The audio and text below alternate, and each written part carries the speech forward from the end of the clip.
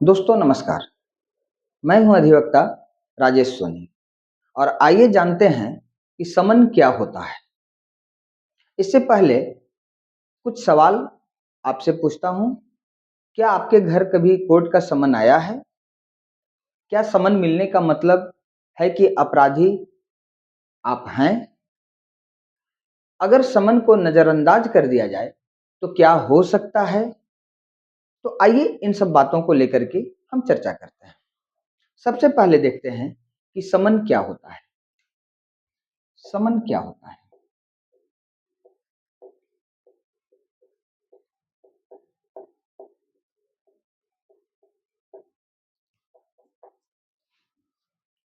दोस्तों, समन अदालत द्वारा जारी किया गया एक कानूनी आदेश है जिसके माध्यम से किसी व्यक्ति को अदालत में उपस्थित होने के लिए कहा जाता है। यह आदेश किसी मुकदमे, गवाही या अन्य न्यायिक कार्यवाही के संबंध में भेजा जाता है। ये तो समन हुआ, लेकिन समन को भेजा क्यों जाता है?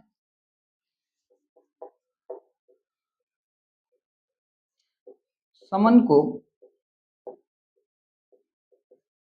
भेजा क्यों जाता है?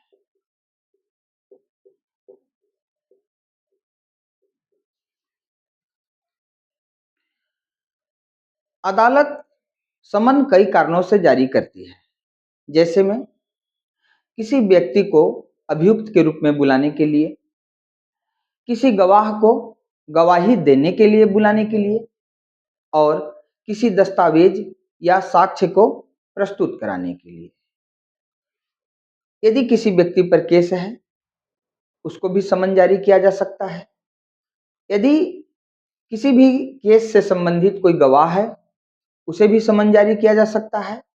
या तो फिर कोई भी ऐसा व्यक्ति जो दस्तावेज या साक्ष्य या सबूत को प्रस्तुत करने में सक्षम हो, उसको बुलाने के लिए। तो समन भेजने के यही तीन कारण होते हैं। इसके बाद देखते हैं कि क्या समन मिलने का मतलब अपराधी होना है।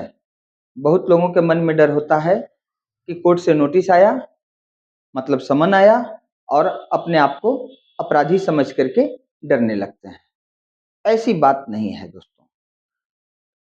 समन मिलने का मतलब अपराधी होना नहीं है। सीधा सा इसका जवाब है कि समन यदि मिलता है तो आप तुरंत अपराधी साबित नहीं हो जाते हैं।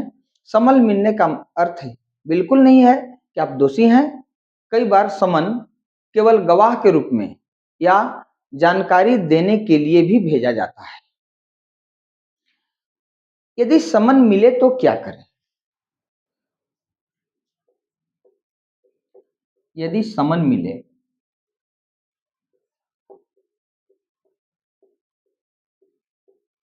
तो क्या करें?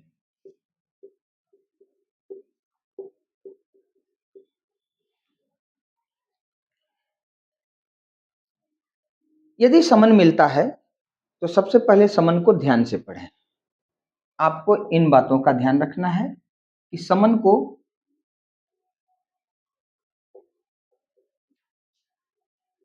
ध्यान से पढ़ें।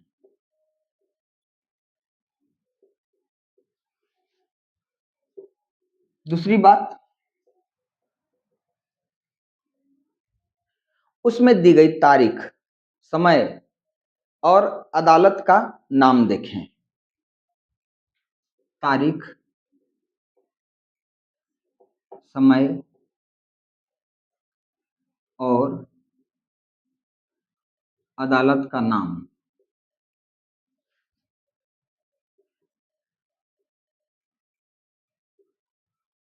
देखें। ऐसा क्यों? क्योंकि जो तारीख समन में दिया हुआ रहेगा, उस तारीख पर और उसी समय पर जिस अदालत का नाम लिखा हुआ रहेगा, उस अदालत में उपस्थित होना होगा। तो ये चीज गौर से देखना है। इसके बाद निर्धारित तिथि पर अदालत में उपस्थित हों।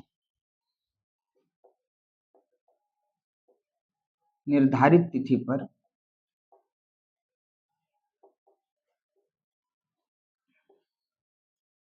अदालत में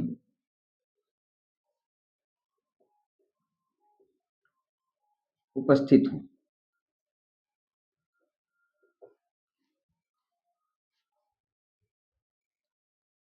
चौथा काम, यदि आवश्यक हो तो किसी अधिवक्ता से कानूनी सलाह लें। आवश्यकता अनुसार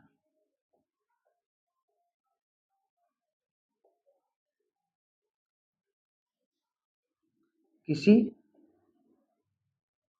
अधिवक्ता से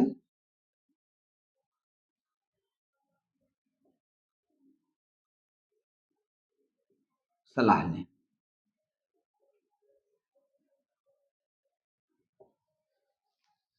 समन मिलने पर ये 4 काम करने हैं।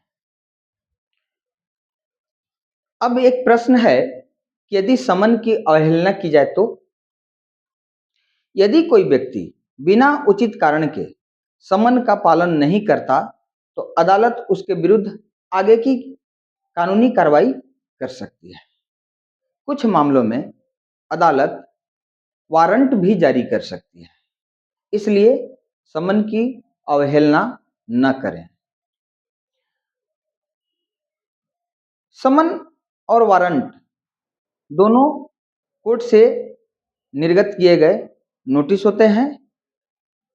समन और वारंट देखने में तो एक जैसे प्रतीत होते हैं, लेकिन समन वाले नोटिस पर स्पष्ट शब्दों में समन लिखा होता है और वारंट वाले नोटिस पर स्पष्ट शब्दों में वारंट लिखा होता है। तो चूंकि देखने में एक हैं लेकिन उसके कार्य भिन्न हैं, तो आइए हम समन और वारंट में अंतर को भी समझ लेते हैं।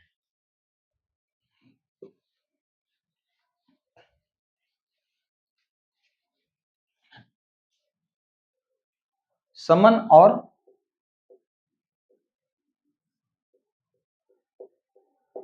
वारंट में अंतर।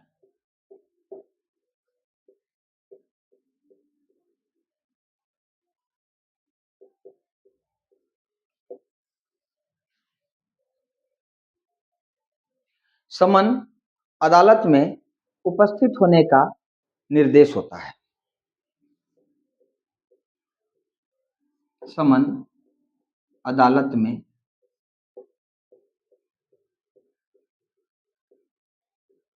उपस्थित होने का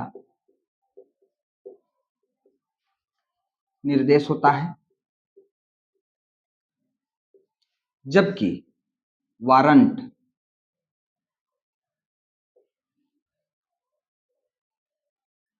अदालत का अधिक कठोर आदेश जिसके आधार पर व्यक्ति को गिरफ्तार भी किया जा सकता है, अर्थात गिरफ्तारी करके उसे कोर्ट में उपस्थित कराया जाता है। तो वारंट जो है समन की अपेक्षा एक कठोर आदेश होता है। अदालत का अधिक कठोर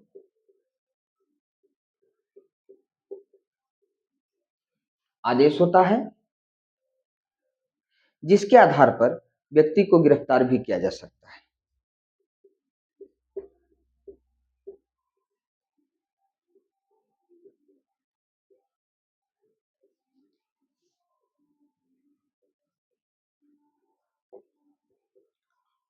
व्यक्ति को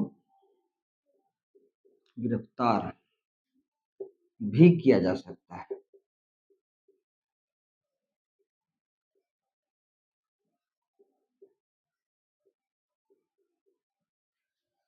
ये हो गया समन और वारंट में अंतर। इसीलिए समन को हल्के में नहीं लेना चाहिए, क्योंकि समन पर नहीं उपस्थित होना मतलब वारंट जारी हो जाना। अर्थात दोनों में अंतर को समझने से पहले ये जाने कि समन के बाद ही वारंट को जारी किया जाता है। यदि समन पर कोई व्यक्ति उपस्थित नहीं होता है तब वैसी स्थिति में उसको वारंट निर्गत किया जाता है।